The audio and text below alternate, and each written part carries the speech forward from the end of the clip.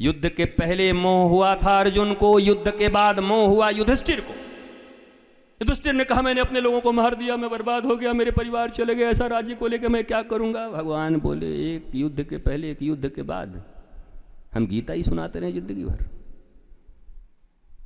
बोला चल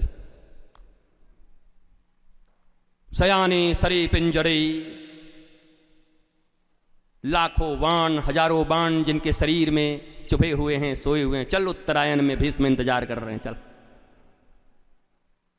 तुझे मैं भीष्म से ही ज्ञान दिलवा देता हूं। अब गीता मैं नहीं कहूंगा, भीष्म तुझे गीता कहेंगे। बाण पर पड़े पड़े भीष्म ने गीता कही है, समझाया है उनको, और तब युधिष्ठिर को समझ में आया है कि ये काम होना ही था। पर बड़ा सुंदर वहां पर भीष्म स्तुति है एक। भीष्म जी ने कहा कि ये गोपाल अब तू आ ही गया तो एक काम कर, मुस्कुरा। अच्छा कोई रिक्वेस्ट नहीं कर रहे हैं, आज्ञा दे रहे हैं। तो भीष्म ने कहा कि हे गोविंद, हे गोपाल, मैंने तुम्हारी दयालुता को उसी दिन देखा था जब तुमने शस्त्र न उठाने की सौगंध खाई थी और मैंने शस्त्र उठवाने की सौगंध खाई थी। तुमने अपने सौगंध को मेरे सौगंध के लिए तोड़ दिया था। प्रबल प्रेम के पाले पड़कर प्रभु को नियम बदलते देखा, अपना मान भले टल जाए।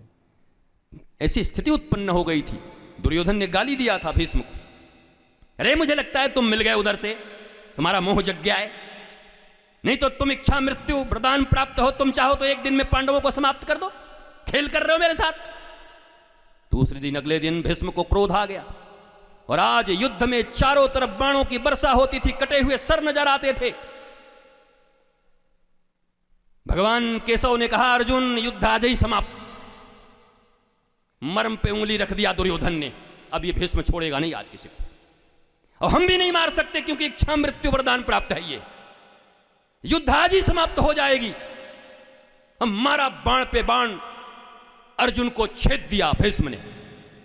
कवच कुंडल उखड़ गए, चमड़े पलट गए, रक्त रंजित हो गए, और उठाकर ब्रह्मास्त्र मारने ही वाले थे अर्जुन को, भगवान रथ से कूद गए। कुछ दिखा नहीं, हड़बड़ाहट में एक टूटी हुई रथ का पहिया दिखा, रथ का पहिया उंगली में लगा के सुदर्शन का आवेश किया, आंखें लाल लाल अरुण नयन होकर के, तो बहुत मारने वाला बनाए, भीष्म बनाए तू। और जैसे ही दौड़े भीष्म ने बाण छोड़ा, धनुष छोड़ा, बोले आओ चाणक आओ आओ। मैं यही देखना चाहता था कि तुम अपनी प्रतिज्ञा बचाते हो या अपने भक्त की प्रतिज्ञा बचाते हो। मैंने देख लिया तुम भक्त की प्रतिज्ञा बचाते। और भगवान ने अर्जुन पांव पकड़ दिया, हाँ मेरे कारण अपनी प्रतिज्ञा मत तोड़िए। पृथ्वी देख, पृथ्वी उनकी पत्नी है भूदेवी, अरे क्या कर रहे हैं लोग, मुझे किस निगाह से देखेंगे। भगवान ने अपना पीतांबर उठा के पृथ्वी पर फेंका, तो चुप हो जा, लीला में विघ्न मत किया कर। अर्जुन को लात मारा, क्या बोलता है, मेरा जीवन में एक ही प्रतिज्ञा है, सुन अर्जुन। कौन सी प्रतिज्ञा? बोला मेरे भक्तों की प्रतिज्ञा को मैं कभी आंच नहीं आने दूंगा, यही मेरी प्रतिज्ञा है। मेरा भक्त अगर प्रतिज्ञा कर ले मैं उसको आंच नहीं आने दूंगा। गुरु अगर कभी प्रतिज्ञा कर ले तो गोविंद आंच नहीं आने देगा। याद रखना, इसलिए गुरु की वाणी सत्य इसलिए होती है, गोविंद आंच नहीं आने देगा उस वाणी पर। बड़ी सुंदर एक भीष्म ने भगवान को कहा कि मेरी एक बेटी थी, मैं सबसे छुपा के रखा था, तुम जैसा दूल्हा कहां मिलेगा। अर्जुन भीम नकुल सहदेवरी तो ब्रह्मचारी थे, बेटी कहां से आई, ये अंदर खाने क्या हुआ। तो भीष्म ने अपनी मति को अपनी पुत्री कहा, मेरी जो मति है, मेरी जो बुद्धि है, वही मेरी बेटी है। आज तक मैंने इसे किसी के रंग में रंगने नहीं दिया कृष्ण। मैं एक अच्छे दूल्हे की, एक अच्छे वर की तलाश कर रहा था, और तुमसे अच्छा वर कौन होगा। आज मैं अपनी मति तुम्हें समर्पित करता। इति मतिरुपकल्पिता वितृष्णा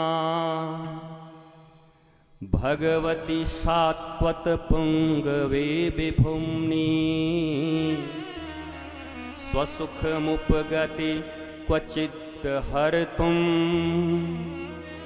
प्रकृतिमुपेयसु यदभव प्रवाह त्रिभुवन कमनं तमालवर्णं रविकर गौरवराम्बरं दधाने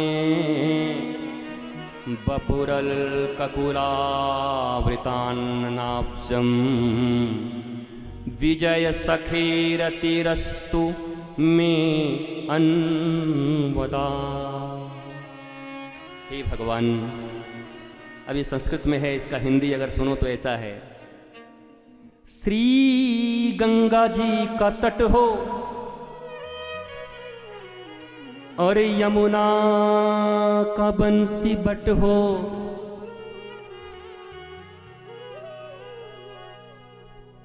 मेरा सांवरा निकट हो,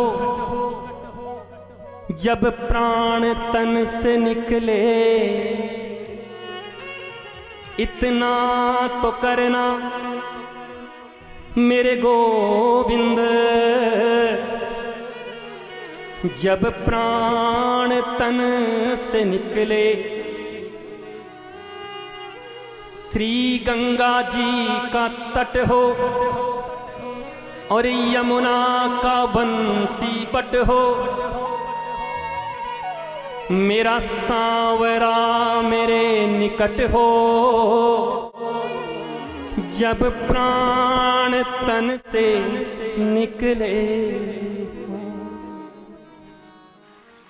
यही इसका अर्थ। त्रिभुवन कमलम तमाल वर्णम, हे गोविंद, मेरे प्राण अब जा रहे हैं। तुम्हारी घुंघराली बाल, तुम्हारी लटें, तुम्हारे ये तिरछे नयन, छोटे से मेरे गोपाल, करोड़ों सूर्य की तरह तुम्हारी पीतांबरी। हे नाथ, न तुम में कभी कामना है न कभी वासना है, तुम लीला के लिए इस पृथ्वी पर आए। हे गोपाल, कुछ देर और मुस्कुराते रहो, तेरा भीष्म अब जा रहा है। द्वादश भागवत में भीष्म है साहब। भीष्म की स्तुति बड़ी सुंदर है।